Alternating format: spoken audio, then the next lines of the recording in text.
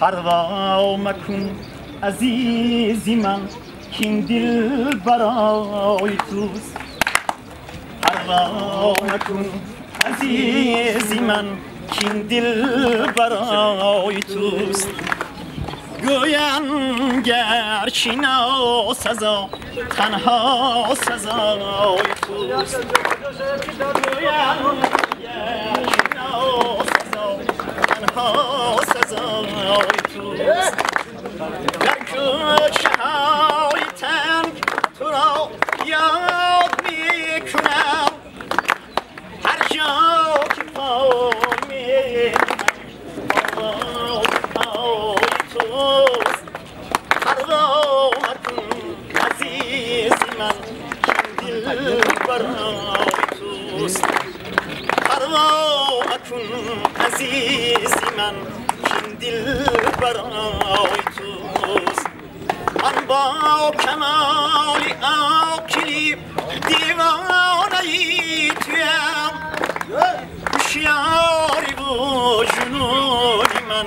هر دو فدای توست هر کوتاهی که از منی شاعر گذشته است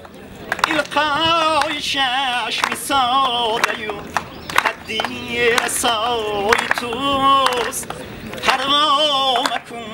عزیزی من کین دل برای توست پروا مکن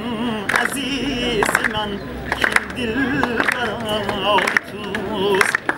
هرگاه که بر گذشته ها دلگیریه می کند فردای من شنیدنی گلخنده های توست من زیندم و عشقی تو من شاعری تویم تا انتهای عمر دلی من گدای توست پروا مکن عزیزی من کین دل برای توست پروا مکن عزیزی من کین دل برای